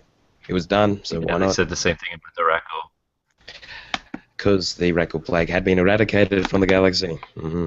But I love Alright. if you guys remember back to the Grand Acquisitions race, everybody hated it at the time. Everybody said, this is terrible, the Rackwell thing was great, and I hate the Grand Acquisitions race, and now everybody's reminiscent of it and wants it back. This nobody has no desire to see it come back. I'd like to see it. It wasn't that bad, but I Either was way. fine with it, and I thought at the time it was supposed to be the first reoccurring, because they said the Rackwell would never come back, and I thought when the Grand Acquisitions race originally came out, they said this is the first reoccurring one, and ironically, it's the only one that is not the reoccurring one. Nobody else believes me. I can't find any evidence of that, and apparently I'm the only one who heard that. yeah, I didn't hear it either. Sorry. Or at least I don't remember. All right. And Rachel said something completely different in terms of events. Brand spanking new, not rehashed content. I want to see something different from all the other events we've had. Amen. Yes, I should mention Rachel did a post about this, which I'll link to, so you can see all of her predictions and wishes for 2015. If you want something brand new, you have to completely spell it out for Bioware, tell them exactly what to do, and there's a good chance they'll do it. If you're just asking for something new and they don't really have any ideas, it's going to be rough. Anytime there's something easy for them, they've been really accommodating to the community. And easy means cheap and quick to implement. Do it for them. So if you say this class is broken, they're not going to do anything. If you say, hey, change this cooldown, do this, if you give them very specifics, they actually are receptive. All right, let's move on to Galactic Strongholds. New system, the most recent one added, of course. There'll be new strongholds. I've already said as much. Ferris Terran said, new strongholds and more decorations. I should add them and I should unlock them. Yes, you should. Let's see. Manan is an obvious one that could be added. Stronghold on Manan. Still like to see Alderaan, but whatever. There's plenty of places where a pirate theme one on Rishi. Who knows? Who knows? Oh, all those would be fun. I want my own Masasi temple. That would be awesome. Now, Slade Evans says a priority transport terminal in my GSH, so that would be excellent. It's one of the few utility things, as well as mission terminals, we don't have, but a priority mission terminal would be awesome. Otherwise, you have to fleet pass and then just go down to the downstairs and use it, which is a pain. So why not have the terminal straight in your stronghold? Perfect. Revenge Forsaken says, I hope for a Wookiee skin rug for my stronghold. You monster. You might get a Wampa skin rug. Yep. Well, isn't there? Yeah, there's already a 1.1, isn't there? That came with the I think life there actually day. is. Yeah. It's a bit freaky. Yeah. All right. Anything else on strongholds? I guess it's more recent. We expect decos, lots of decos everywhere. I'm still waiting I'd for them still to like add. to see them. I'd still like to see them expand achievement Yeah. decorations, things that you get from the achievements. Yeah, I'm waiting for that as well. All right. Conquest, Galactic Conquests, which has sort of been on the back burner, though I know some in our guild are getting quite excited about it again. So maybe we'll turn Don't that up tell again. people that. If you want to win, you need everybody else to forget about conquests. Yeah, forget about That's an Conquest. Utini only. Everybody non-Utini, just forget about conquest. They no longer exist. At least on the planet we're invading. They're boring now. Well, yeah. They have all pretty much implied they're going to be adding Rishi and Yavin 4. They'll add them as flagship destinations and presumably integrate them somehow as potential daily areas where you can get conquest points by doing the dailies on Rishi and Yavin 4. And there are a lot of dailies on both those planets. So it'd be perfect. Integration with in-game events like they kind of sort of trying to do, but it's kind of failed so far. They clearly want to, but, well, I guess we'll see. Okay. Aside from that, as they said before, Conquest, new system, they have plans to expand it however they can. No real predictions about where they'll go with it, to be honest.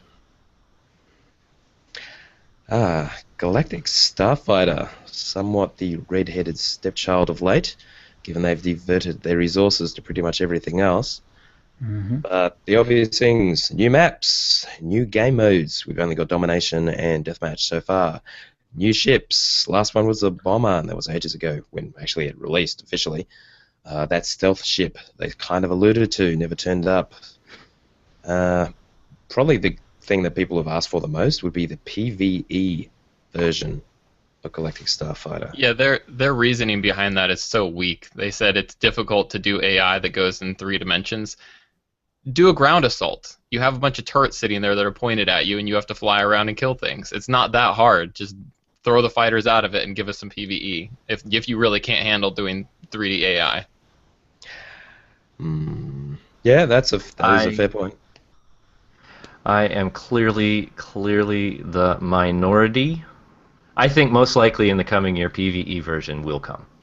Why does that Because make people you are the crying minority? about it. I don't want it at all whatsoever. I really like that the current PvP GSF is PvP only. They don't have to worry about balancing between PvP and PvE. It's very good amongst the group that are really dedicated to it. They're generating community, even though BioWare has put them even further on the back burner than PvP ground. But I really do like because it's balanced for PvP, and they don't have to deal with anybody crying about changes due to PvE. I guess one of the things that I'd like to see, and this was one of the bullet points that I had written up, was integrated gameplay. Is they have all these different fun ways to play the game, but they're completely isolated. Is GSF, you could come into the game and never touch GSF and have no idea GSF even exists aside from that little thing in the corner and maybe a little helpful pop-up tool that says, hey, do you want to play GSF? They did a pretty good job on Rishi. They have some secret droid stuff and some macro binoculars, and that's good. I don't like doing a whole bunch of secret droid stuff, but every once in a while sprinkle it in, and that's fine. I'd like to see something like that with GSF. They had a turret that you could go on in one of the quests on Rishi, where you are sitting there static. If they had a little quest that you had to jump in, get on your whatever ship you wanted to take, and run through something, I think that'd be pretty cool. It would have to be strictly optional because not everyone likes all game types, but it'd be nice to integrate it like that. Probably a bit too complicated, to be honest. I think That's Turg fine. is brilliant. They really do need to have something from the regular game that draws you into it. As in, yeah, it would be nice. At least Just force to people lead to you try into it, it. and if they hate it, it only took them 45 seconds or 2 minutes of their life, and then they can move on, and they never have to touch it again. True. Yeah, Show them it exists. and it's a one-off that gives you a massive amount of experience. So even if you utterly hated it, you got a good boost out of it and could enjoy it. Now, Freedies is after an Oculus Rift mode for Galactic Starfighter, which basically means being able to put on the helmet and, as in move your head around as if you were flying and have the whole virtual reality experience. Right. But don't you play depending on from what the API looks third-person like, that perspective? might actually be possible. So who knows? I mean, have they even added joystick capability yet? I think that would come before you get into Oculus Rift mode. Yeah, I mean, games like Elite Dangerous are out there, and that Charlie mentioned, and Star Citizen is coming up. Can I just be the devil's advocate here? Okay, if with the persisting frames per second issues and the action delays and server problems, can you imagine having an Oculus Rift hood and you're immersed in this completely disjointed, completely separate from, everything that you're trying to do just doesn't sync with reality? Oh my god, people would be vomiting so quick. Yeah, that's actually true. I suppose. Sadly. Yeah, so not anytime soon. Of course, we are hoping that all of those frame rate issues and ability delays, which are still extant, not as bad as they were, but they are still there, are fixed sooner rather than later. When everyone gets back from holiday, hopefully. Let's see. Ash is certainly on for the PvE version of GSF, dreaming of more maps, and operation that involves both space and ground, like Turg was alluding to. Acadius would like to see space combat a little closer to the Star Wars Galaxy style, which I haven't experienced directly, so I can't comment. And I think there's been things in the past where BioWare have said, oh, we cannot do that because it's hard to actually put it in the engine. And then in the end, months later down the line, they say, hey, we've done it now, so hopefully that might be the case. We'll see. All right. Next, last area, just talk about briefly, is new systems. We got GSH, we got GSF as effectively completely new systems on top of the existing game. Chances are they're not going to do another big one like that, probably because there isn't really anything left. But minigames are the big thing, which I reckon, and many people reckon, could be an obvious thing to add. Now, Swift Racing, I would like to see. They've said they can't do pod racing because of the whole lag issues, but Swift Racing is solo. You're racing against the clock, so that would be nice. We got Berserk, we got Dajaric. Red, did you just add in Sabak? Yep. Yeah, Sabak is another one that these mini games could either be solo or they could be multiplayer, or both. Either way. Solo just gives you something else to do in game while you're just, who knows, doing what, just chatting in Mumble with your guildmates, whatever. Bit of a time killer. So do you think that they caught enough flack off of the nightlife event that they're going to be hesitant to add more gambling into the game? Or do you think that they didn't really notice that? I don't think they got any real flack from the nightlife event. There was some loud voices. Yeah, I thought it was pretty quiet. Yeah, overall, because there's nothing to actually complain about here. It's fine. And that's why it was no problem. Well, it seemed like there were certain members of the community that were very vocal. Maybe it was a small minority. Indeed. Yeah. Very small. Actually, much smaller minority than I expected. Yeah. There is one major problem with it, the one that I have, and is a growing tide of dissatisfaction, which is the fact that it doesn't look like we're getting our achievements back, and if they ever bring it back, we have to spend millions upon millions to get those achievements back, and that's a major problem. Haven't actually stated that for a nightlife event. I don't think they haven't said it specific. Right, they haven't said it explicitly about the nightlife event, but because of more recent achievements that they said flat out they will not be returning them, you'll have to go get them again, even if you've gotten rewards, titles, things like this. It's starting to sound like, especially with the silence for so long, that that's actually going to be the case. Let's not get people too excited about that. That particular case, the ones where we had the achievements that reset on logout, that is a completely different issue to losing the references to them for ones that were achieved in the past. Completely different. So I would not take that as a sign that the nightlife events achievements will never come back. I'm sure they will. Well, I'd say there's a really good chance they will. They've just got to figure out why they're not showing up anymore.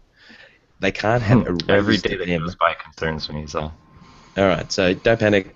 Just hang on. They'll come back. Everybody freak out! Ah! It's been months, and it was millions of credits. I mean, and it is hundreds of achievement points. There's reason to be concerned. I'm not panicking, but I'm not expecting it to actually be returned to us at this stage. All right. I have more confidence. But anyway. All right, let's just talk through some more random stuff. Tim Stratton expects 12 times XP to return, and they pretty much said explicitly that will happen. Also, some kind of story element every 3 months and a new Manan stronghold. Yeah, that's fair. Story element every 3 months, even if it's just a couple of tacticals, hopefully. Yeah, all those are possible. Nick said, more content for every aspect of the game and more great podcasts for all the podcasters out there. More podcasts, certainly. Whether they're great or not that's up to the listener. But yeah, more content for every aspect of the game would be excellent. Joseph Brown, dream of mine is they take the time to fix known bugged and glitched missions so players that are coming in do not lose out on them. And also, I hope they fix server lag. Now, this is a bit of a recurring theme. I think we all agree there is an issue here that really must be addressed in terms of server lag. So, yes. And I'm sure they are working on it. As far as older missions that are bugged or glitched, absolutely. It's just a quality of life thing. It wouldn't hurt to take the time to track back those and get them fixed. But there's also a good chance they may never fix them if it's expensive enough. Which is because when I was doing the intro, there's the one where you go into that whole white area on Belsavis, and for some reason the colouring is all wrong. And at launch it wasn't like that, and then all of a sudden everything was all blue and horrible, and they just never got around to fixing it, and they just kept it. And I'm wondering if they're ever going to fix that. Just remember, whenever you encounter anything bad like that, just /bug it. And it goes on their list. They still haven't. You haven't what? I have sent the bug, but they haven't even. I don't think they've even looked at it. It's on the list. This is the way software development works. You have a prioritized list of stuff to fix, and they work their way through it. So you've done what you had to do. The rest is on them to do or not to do, as time permits. All right, JB said, I think it will be a quality of life year with lots of little additions and fine-tuning. I am hoping for more than that, but hopefully quality of life stuff for sure, particularly with the hype building for Episode 7, The Force Awakens, coming at the end of the year. But we do need more story content. Well, so we've talked about if there's going to be anything SWTOR related in the new movies, but we haven't really talked about if things from the new movies are going to appear into the SWTOR thing. I'm thinking that once the new movie comes out, you're going to see a lot of cartel items that look like things that are in the new movies, even though it makes no sense. Like his new lightsaber, for example. Yeah. Most little likely. ball droid pets and stuff. Indeed. Yeah, that would be awesome, actually. Maybe I wonder if they'll add something in SWTOR where something started in SWTOR and then it occurred like in the first 6 movies, just like a tiny itty-bitty reference, maybe. Sure. They just got to be careful, that's all. Yeah, they could do that, but as far as an official tie-in, I very much doubt it. The story group and the guys making the films don't want to be tied to anything this game does, or anyone else does, for that matter. Slade Evans says, legacy level cap increase with map unlock perk. So, legacy level cap increase from the current 50. No hint they're going to do it. Be nice if they did. A map unlock. What's this legacy stuff you were talking about? What do you mean? Oh, you mean from like years ago when it mattered, when there was a thing that you actually had to earn up? Yeah. I forgot that even existed in the game because it hasn't mattered for years. A long time, yeah. So it would matter again, at least for a while. A map unlock perk. So that once you got to the new legacy level cap, all of the maps on all of the worlds are unlocked for you. Or at least you've explored them once and that's it. That'd probably be kind of hard to do, actually, but maybe. And the biggest problem with Legacy at this point is they've completely, I guess, obfuscated, made completely redundant the fact that there are very few exceptions. You can unlock every single one of those things with cartel coins. Legacy level means zilch. It is irrelevant. It is unimportant. They don't care about that system anymore, unfortunately. Because you can unlock them without needing the legacy level, yeah. Yep. Legacy level is just the version used if you want to pay credits. Yeah. As long as you get a good discount on it, there's the sort of fair market pricing credits for what you could get for cartel coins, and a lot of the unlocks are correlated with that. But if you have a certain legacy level and you can get something for super cheap, then I'm all for that. I think it'd be cool to reward people for having the legacy, and you still let cartel coin people pay cartel coins because that's why the game keeps going. Right. And it's mostly the free-to-play players that will probably pay with credits rather than cartel coins because they just probably won't have the money. So I'm coming up on my hard out time. How long, Chill? Give me a time. A couple minutes, and if you want me to get you the file before I head out. If you can wait till I come back, I can stretch it out another 5 minutes or so. All right. Let's just get through the rest of it. I'll just burn through them quickly. We just won't talk about it, and then we'll finish. Sure. Okay. I have a couple things also that aren't on the list. All right. Do you want to do the outro, and then we'll just finish the discussion? And Chill, you Sure. export your file as soon as you're done. That's cool. Okay. I'll give you my hope for the year would be I would love, and there's some hints that it could happen, but I don't know.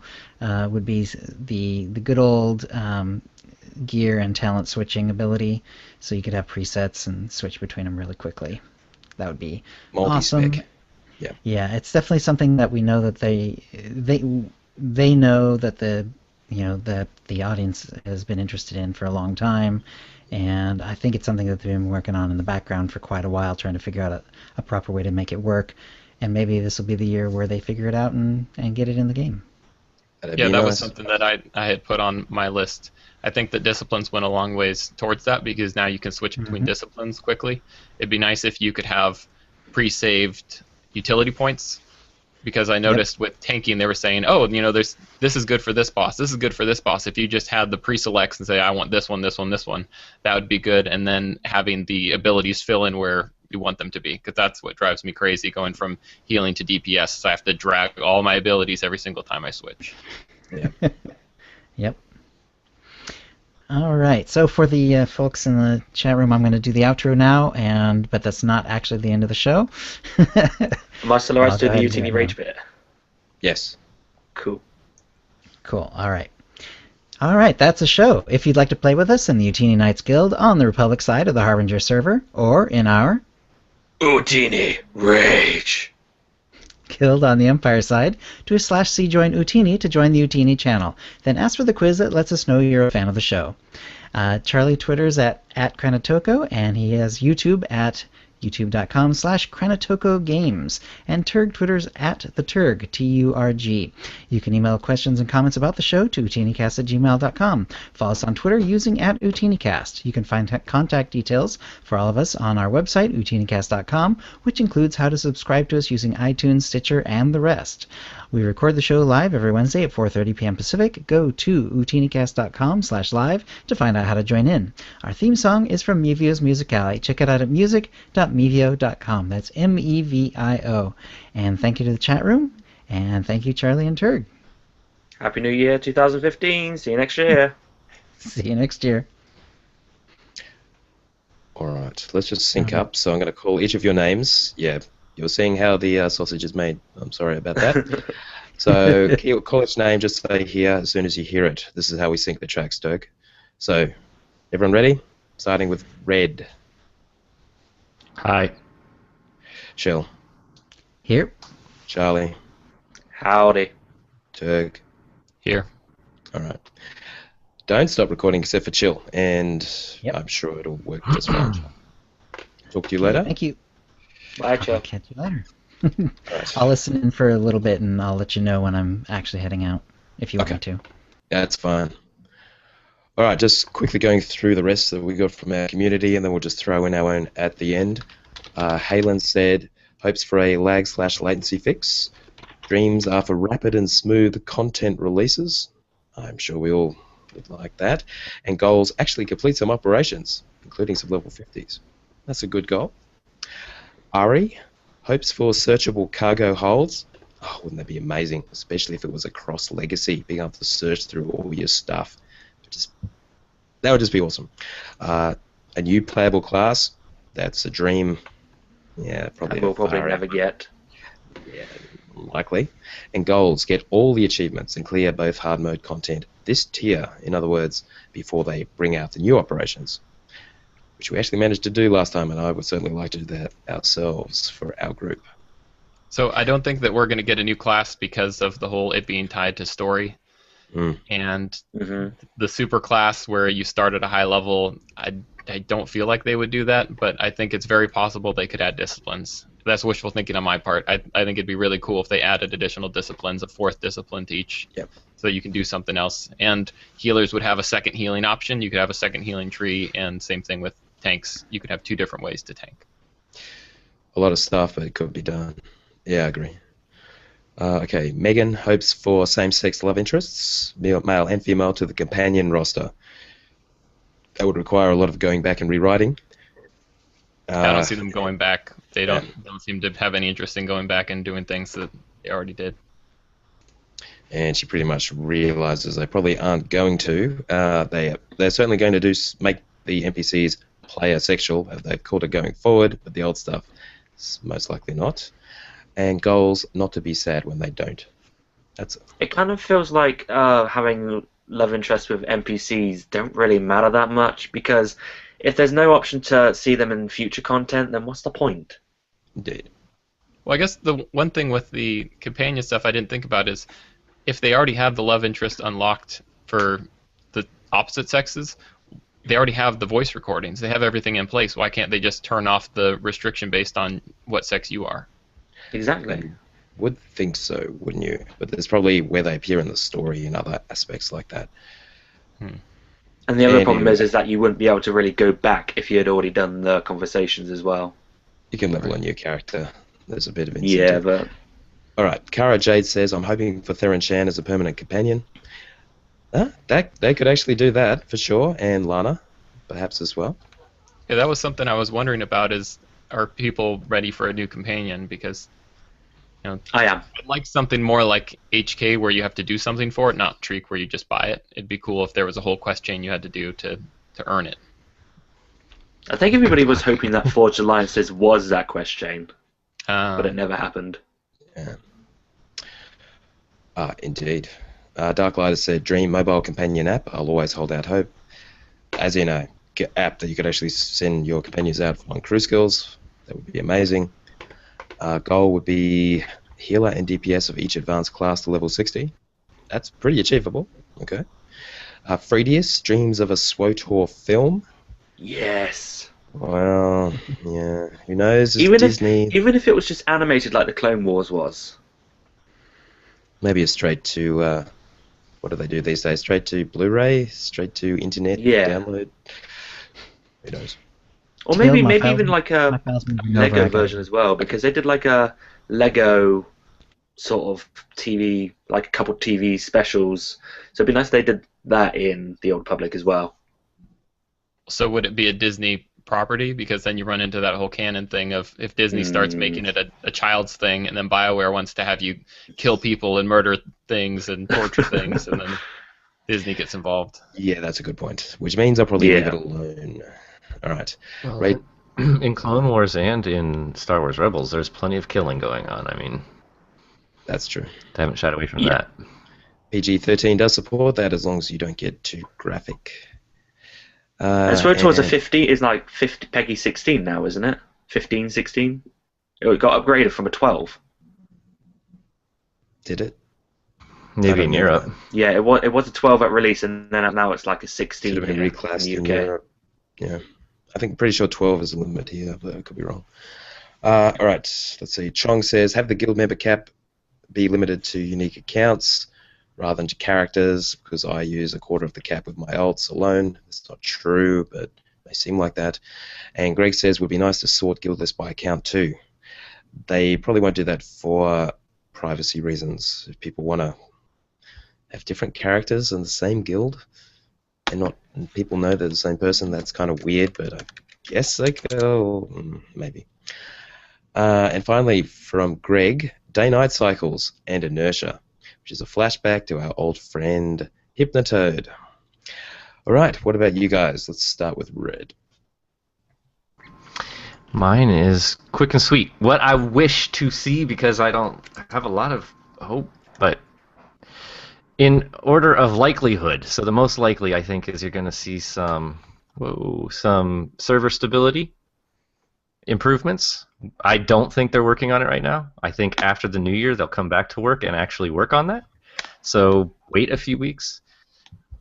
Stop adjusting the document, please. Also, server things things will probably get better on their own because people will be less excited after things die down from the expansion, and things are probably going to improve regardless of what they do. Conceivably, but I think once they come back from the holidays, I think server stability will be addressed. I suspect that there might actually be some technology, because we've already seen like massive graphical upgrades and whatnot on these planets, and there might be some other behind-the-scenes stuff we just don't know about that they'll nail down. They've always been good about improving on it. I do think that'll actually increase. PvP respect, I think we'll actually get to see something, and maybe if they continue to learn from their mistakes from season to season, it'll improve. I'd really like to see it. Rapid class balance changes is actually the second most likely thing to happen. It looks like we're already seeing some improvements along those lines. I'd really like to see some UI improvements. We've had two iterations of improvements since the game has launched.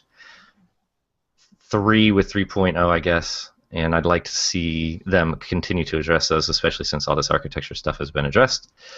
I want to see more character customization options. Like some of those eye colors that they've given to only one species, give them to all the species, some more hairstyles, whatever. And I want my random mount button. Oh, and yeah, I think GSF PvE will come. I don't think they'll give us anything else for the next year. Still think maybe more maps, but we'll see for GSF. Probably not a new ship. All right, Charlie. And keep it short. Yeah, some of them are pretty obvious. Some of them have already been said. Obviously, I would love some more class stories, but that is probably never going to happen. Even if it was just like one on Republic, one on Empire, and they both just entwine with each other, possibly. But again, will probably never happen. I would love to see more class stories because obviously I've only done the warrior class story on Rishi, and it seemed like they were definitely opening up to the possibility of more class stories. I don't know if that's the same with other class stories, but that's how it seemed for me. I really, really, really want them to bring Bazak because they could do a lot with that, especially, and swoop racing as well, because they could do so much. They could do leaderboards, they could have prizes for being the best swoop racer and things like that. So they could do so much. I've already said that one. I'd love to see more companions to actually get more content, because obviously they have like a little story, and after that story's ended, that's all you get. So if they could expand more on our companions so we can get to know them a bit better, that'd be great. More legacy perks, but again, will probably never happen. And something they've sort of forgotten about as well, because they forgot about legacy, but they've also forgotten about the light side and dark side. They hardly do anything with it. It would be nice if they did more of it, because all I'm seeing is, oh, just a light side and dark side choice. Could they maybe have proper missions, which you only get if you're light side or dark side? They actually make the light side, dark side matter. I'd also like to see the actual events change up a bit. So maybe the Greek could have a few more quests 1 month, and then the next month it can go back to normal, and then so forth. Just rather than the same content over and over and over and over. Sure. And like you said, Red, more customization. But I would like it if they could redo the whole customization so that you have a whole wider choice of faces rather than the same faces which practically you see NPCs having. If they could just redo it all so that we can actually adjust our faces, like you get in things like Dragon Age and Mass Effect. Obviously they'd have to do a lot of work on the engine, but I would love to see that happen. And that's all my hopes.